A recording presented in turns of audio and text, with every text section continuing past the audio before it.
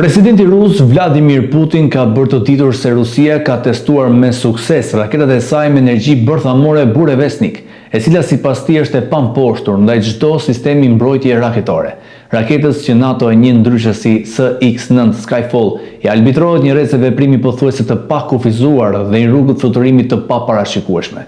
Sipas generalit rus Valeri Korosparov, gjatë provës më të re të fundit në datën 21 tetor 2025, raketa udhëtoi për 14.000 kilometra dhe qëndroi në ajër për 15 orë.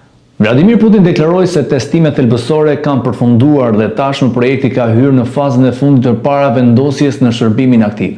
Raketa burevestnik, e cila përdor shtytje bërthamore, është konceptuar për të qëndruar në fluturim për periudha shumë të gjata, duke shmangur çdo radar apo sistem mbrojtjes të mundshëm. Ajo mund të mbajë një ose më shumë koka bërthamore dhe konsiderohet nga Kremlini si simboli teknologjisë ushtarake më të avancuar të Rusisë.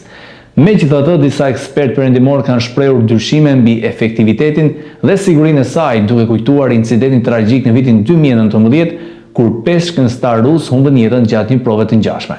Ndërkohë, presidenti amerikan Donald Trump reagoi ashpër ndaj testimit, duke e quajtur të papërshtatshëm dhe duke i bërë thirrje Vladimir Putin që të përqendrohet tek ndalimi i luftës në Ukrainë në vend që të përdorë armë bërthamore.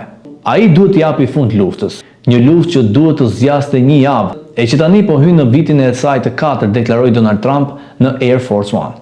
Në të njëjtën ditë, Ukraina u godit nga një sulm ajror ku 3 persona humbën jetën dhe 29 të tjerë u plagosën, përfshirë 6 fëmijë. Sulmi shkatroi 2 ndërtesa të mëdha apartamentesh dhe rikujtoi përmasa tragjike të luftës që vijon prej shkurtit 2022 pas një shenjë përfundimi.